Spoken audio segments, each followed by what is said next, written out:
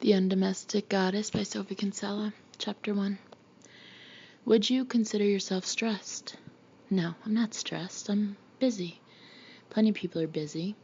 I have a high-powered job, my career is important to me, and I enjoy it. Okay, so sometimes I do feel a bit tense, but I'm a lawyer in the city, for gosh sakes. What do you expect? My handwriting is pressing so hard into the page, I've torn the paper. Damn it. Never mind. Let's move on to the next question. On average, how many hours do you spend in the office every day? 14, scratch that out.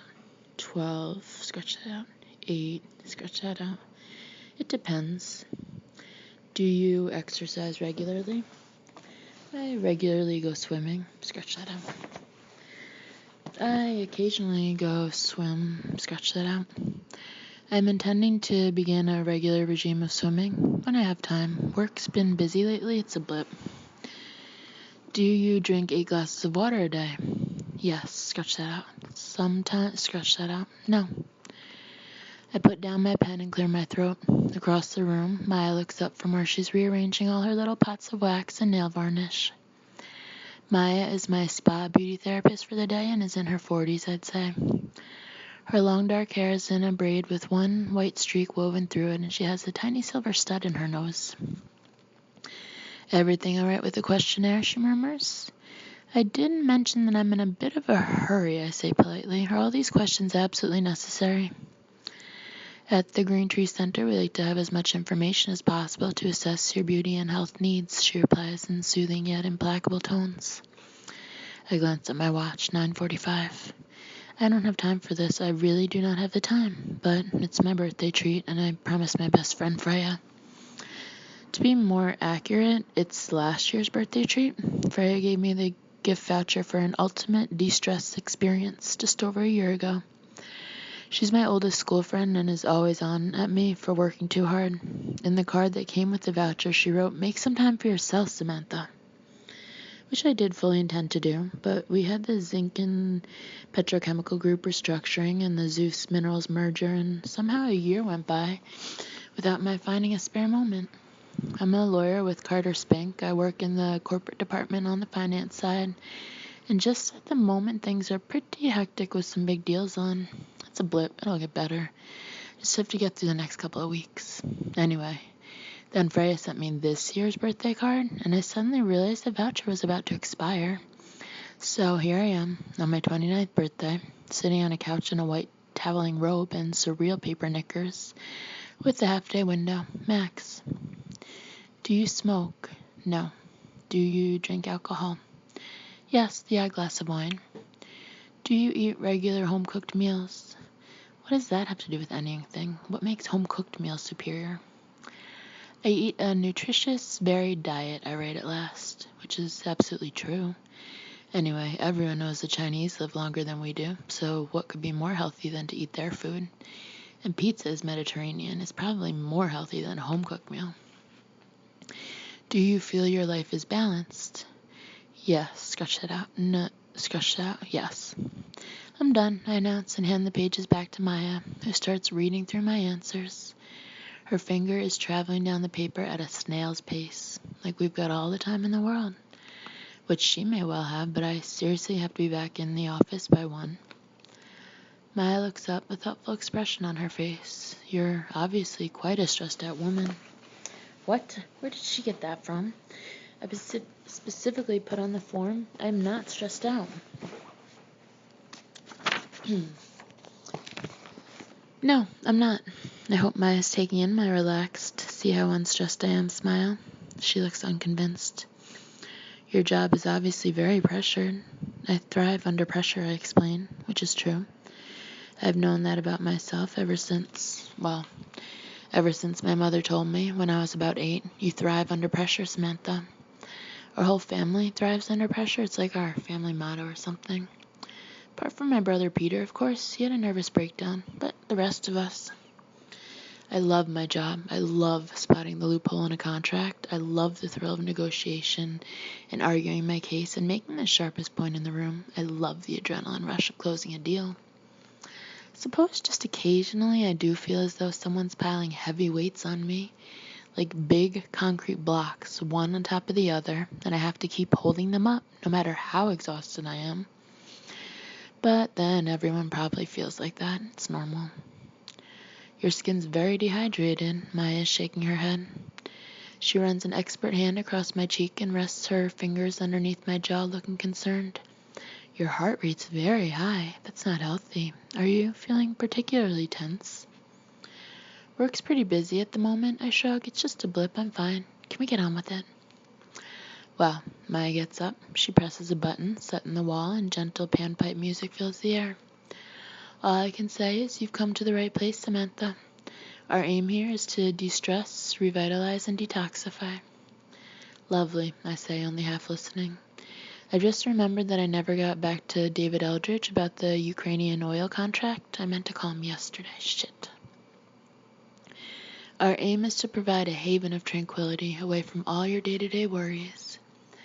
Maya presses another button in the wall, and the light dims to a muted glow. Before we start, she says softly, do you have any questions? Actually, I do. I lean forward. Good, she beams. Are you curious about today's treatments, or is it something more general? Could I possibly send a quick email? Maya's smile freezes on her face. Just quickly add, it won't take 2 secs. Samantha, Maya shakes her head. You're here to relax, to take a moment for yourself, not to send emails. Email's an obsession, an addiction, as evil as alcohol or caffeine. For goodness sakes, I'm not obsessed. I mean, that's ridiculous. I check my emails about once every 30 seconds, maybe. The thing is, a lot can change in 30 seconds. And besides, Samantha, Maya goes on, do you see a computer in this room? No, I reply, obediently looking around the dim little room at posters of yoga positions and a wind chime and a row of crystals arranged on the windowsill. This is why we ask that you leave all electronic equipment in the safe. No mobile phones are permitted. No little computers. Maya spreads her arms. This is a retreat, an escape from the world. Right, I nod meekly. Now is probably not the time to reveal that I have a BlackBerry hidden in my paper knickers. So let's begin, Maya smiles. Lie down, please, under a towel, and remove your watch. I need my watch. Another addiction, she tisks reprovingly. You don't need to know the time while you're here. She turns away, and with reluctance I take off my watch. Then, a little awkwardly, I arrange myself on the massage table, trying to avoid squashing my precious BlackBerry. I did see the rule about no electronic equipment, and I did surrender my dictaphone. But 3 hours without a BlackBerry? I mean, what if something came up at the office? What if there was an emergency? If they really wanted people to relax, they would let them keep their BlackBerries and mobile phones, not confiscate them. Anyway, she'll never see it under my towel. I'm going to begin with a relaxing foot rub, says Maya, and I feel her smoothing some kind of lotion over my feet. Try to clear your mind. I stare dutifully up at the ceiling. Clear mind. My mind is as clear as a transparent glass. What am I going to do about Eldridge? He'll be waiting for a response. What if he tells the other partners I was lax? What if it affects my chances of partnership? I feel a clench of alarm. Now is not the time to leave anything to chance. Try to let go of all your thoughts, Maya is chanting. Feel the release of tension. Maybe I could send him a very quick email. Surreptitiously, I reach down and feel the hard corner of my BlackBerry. Gradually, I inch it out of my paper knickers. Maya is still massaging my feet, totally oblivious. Your body is growing heavy. Your mind should be emptying. I edge the BlackBerry up onto my chest until I can just see the screen underneath the towel. Thank goodness this room is so dim. Trying to keep my movements to a minimum, I furtively start typing an email with one hand. Relax, Maya is saying in soothing tones. Imagine you're walking along a beach. I murmur. David, I'm typing re-ZFN oil contract. I read through amendments. Feel our response should be. What are you doing? Says Maya, suddenly alert. Nothing, I say, hastily shoving the BlackBerry back under the towel. Just, relaxing. Maya comes around the couch and looks at the bump in the towel where I'm clutching the BlackBerry. Are you hiding something? She says in disbelief. No. From under the towel, the BlackBerry emits a little bleep. Damn. I think there was a car, I say, trying to sound casual, outside in the street. Maya's eyes narrow. Samantha, she says ominously, do you have a piece of electronic equipment under there? I have the feeling that if I don't confess, she'll rip my towel off anyway. I was just sending an email, I say at last, and sheepishly produce the BlackBerry. You workaholics. She grabs it out of my hand in exasperation. Emails can wait. It can all wait. You just don't know how to relax. I'm not a workaholic, I retort indignantly. I'm a lawyer. It's different. You're in denial. She shakes her head. I'm not. Look, we've got some big deals on at the firm. I can't just switch off, especially not right now. I'm up for a partnership at the moment. As I say the words aloud, I feel the familiar stabbing of nerves. Partner of one of the biggest law firms in the country. The only thing I've ever wanted, ever. I'm up for partnership, I repeat more calmly. They make the decision tomorrow. If it happens, I'll be the youngest partner in the history of the firm. Do you know how big a deal that is? Do you have any idea?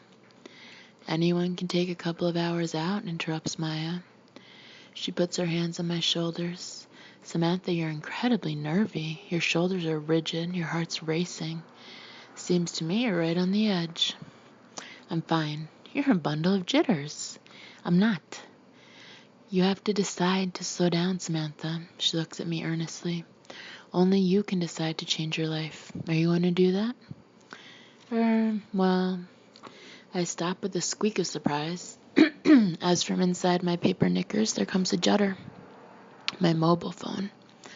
I shoved it in there along with the BlackBerry and turned it on to vibrate so it wouldn't make a noise. What's that? Maya is gaping at my twitching towel. What on earth is that quivering? I can't admit it's a phone, not up to the BlackBerry. I clear my throat. It's my special, love toy. Your what? Maya looks taken aback. The phone judders inside my pants again. I have to answer. It might be the office. I'm reaching a bit of an intimate moment right now. I give Maya a significant look. Maybe you could, leave the room. Suspicion snaps into Maya's eyes. Wait a moment, she peers again. Is that a phone under there? You smuggled in a mobile phone as well? Oh gosh, she looks furious. Look, I say, trying to sound apologetic. I know you've got your rules and everything, which I do respect, but the thing is, I need my mobile. I reach under the towel for the phone. Leave it, Maya's cry takes me by surprise. Samantha, she says, making an obvious effort to keep calm. If you've listened to a single word I've said, you'll switch the phone off right now. The phone vibrates again in my hand. I look at the caller ID and feel a twist in my stomach. It's the office. They can leave a message. They can wait. But this is your own time. She leans forward and clasps my hands earnestly. Your own time. She really doesn't get it, does she? I almost want to laugh. I'm an associate at Carter Spink, I explain. I don't have my own time. I flip the phone open and an angry male voice bites down the line. Samantha, where the hell are you? It's Ketterman, the head of our corporate department. He's in his late 40s and his first name is John, but no one ever calls him anything except Ketterman.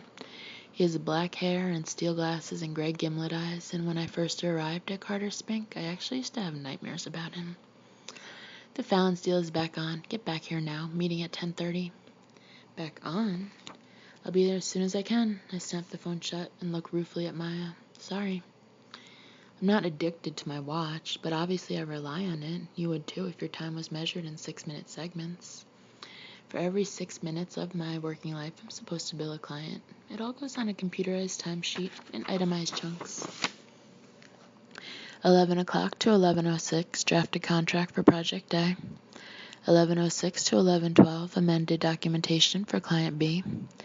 11:12 to 11:18, consulted on Point 4, Agreement C. When I first started at Carter Spink, it freaked me out slightly, the idea that I had to write down what I was working on every minute of the day. I used to think, what if I do nothing for 6 minutes? What am I supposed to write down then? 11 o'clock to 11:06, stared aimlessly out of window. 11:06 to 11:12, daydreamed about bumping into George Clooney in street. 11:12 to 11:18, attempted to touch nose with tongue. But if you're a lawyer at Carter Spank, you don't sit around, not when every 6 minutes of your time is worth money. If I let 6 minutes of time tick away, I've lost the firm 50 pounds. 12 minutes, 100 pounds. 18 minutes, 150 pounds. And the truth is, you get used to measuring your life in little chunks, and you get used to working all the time.